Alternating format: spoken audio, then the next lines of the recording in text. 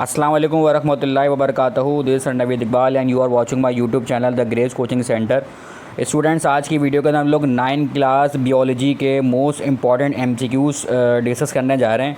तो स्टार्ट करते हैं अपने एमसीक्यूज़ से। पहला एमसीक्यूज़ आपके पास अल वहूश एंड खलक़ल इंसान व रिटन बाय अब्दुल मालिक अस्माई। नेक्स्ट है the basic unit of the living organism इस सेल, वो सेल होता है। बुक अल कानून एंड फिल तब अल शिफा व रिटन बाय अबू अली सीना, वो किताब अबू अली सीना ने लिखी थी। ब्रासिका कंपेस्ट्रस, वो कॉमन नेम है मस्टर्ड प्लांट का। अमीबा मूव करता है, एक अमीबा जिससे मूव करता है उसको हम लोग बोलते हैं फॉल्स फीट्स, और उसका नाम जो होता है वो क्या होता है, सीडपोडिया। अमीबा जो मूव करता है वो सीडपोडिया से करता है। फादर ऑफ द मेडिसिन जो है वो कौन है, अबू अली सीना है। The study about the action of the drugs, action of the drugs की जो स्टडी होती है उसको हम लोग फार्माकोलॉजी कहते हैं।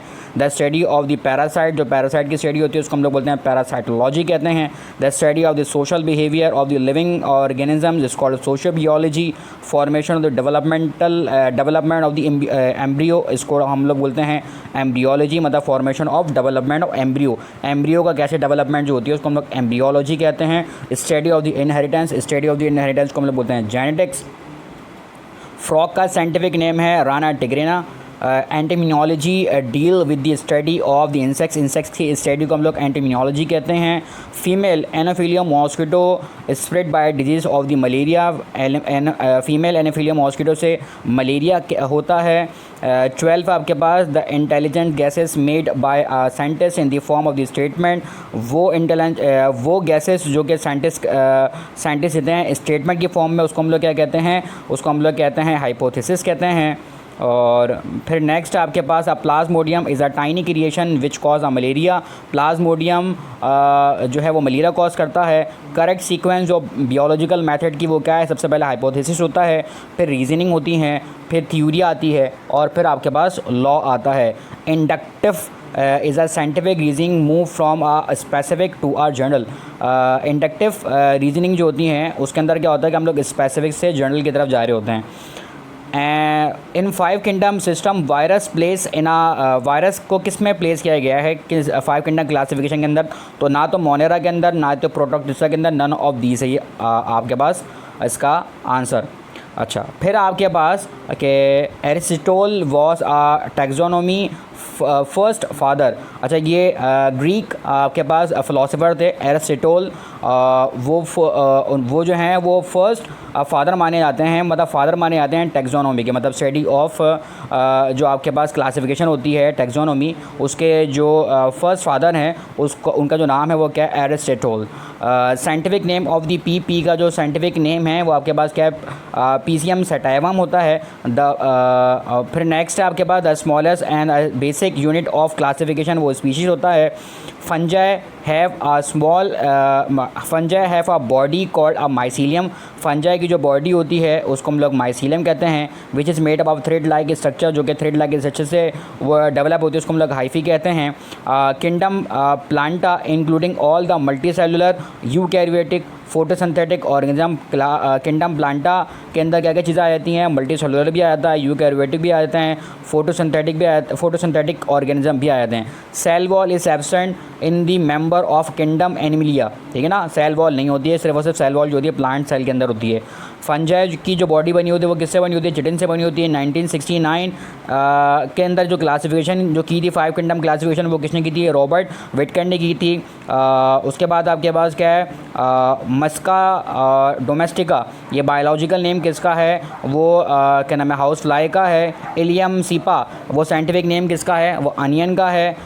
इन वायरस के अंदर जो प्रोटीन कॉर्ड बना होता है वो किसका बना होता है, वो कैप्सिड का बना होता है।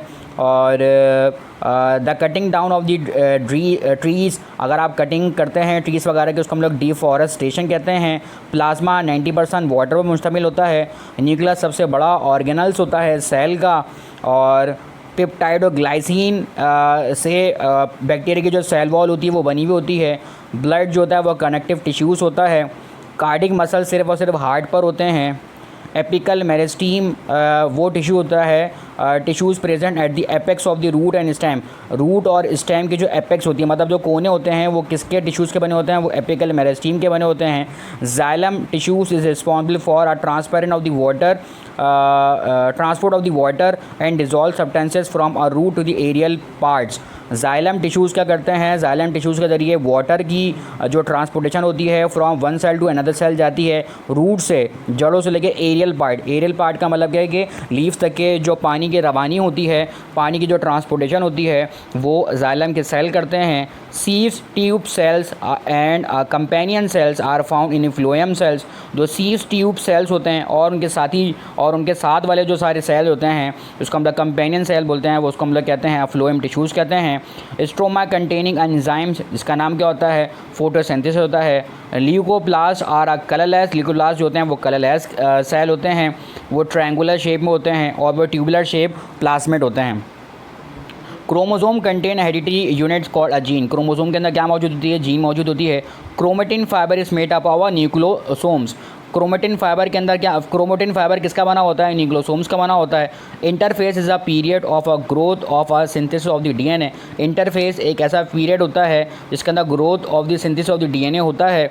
Death cell cause by the external factor is called necrosis. Death cell को हम लोग क्या बोलते हैं? सेल डेथ को हम लोग क्या बोलते हैं? Cell death is called necrosis. अच्छा, उसके बाद है आपके पास कि unequal arm of the chromosome. जब अनइक्वल आर्म होते हैं क्रोमोसोम के, उसको हम लोग बोलते हैं सब मेटासेंट्रिक। अगर इक्वल आर्म होते हैं तो मेटासेंट्रिक। और one arm is very small, अगर एक आर्म स्मॉलर हो और एक थोड़ा जो है वो अनइक्वल फॉर्म में हो तो उसको हम लोग क्या बोलते हैं? एक्रोसेंट्रिक कहते हैं। फिर आपके पास है कि in mitosis 4 haploid number of the daughter cell are produce. Mitosis के अंदर 4 हेप्लॉइड सेल बनते हैं। एंजाइम प्रोटीन नेचर होता है। रेट ऑफ रिएक्शन इंक्रीज होता है जब भी हम लोग टेम्परेचर को इंक्रीज करवाते हैं। Activity of the enzymes can be enhanced by activator. Activity of the enzyme कैसे बढ़ जाती है? एक्टिवेटर से बढ़ती है। Substrate are reactant of the enzyme. Substrate जो होते हैं वो रिएक्टेंट होते हैं एंजाइम्स के। Most of the enzymes work neutral pH. ज़्यादातर एंजाइम जो है वो इस पीएच के ऊपर काम करते हैं। वो कितनी होती है? 7.4 होती है। Enzymes use a catalyst the protein called a proteases. Enzyme जो है वो एंजाइम जो कि प्रोटीन को कैटेलाइज करवाता है उसको हम लोग प्रोटीएज कहते हैं। जो लिपिड को कैटेलाइज करवाता है उसको लाइपेज कहते हैं। Carbon dioxide gas and water are the end product of anaerobic respiration. ठीक है ना? Aerobic respiration. Carbon dioxide gas and water जो है वो एंड प्रोडक्ट होते हैं किसके? एरोबिक रेस्पिरेशन के।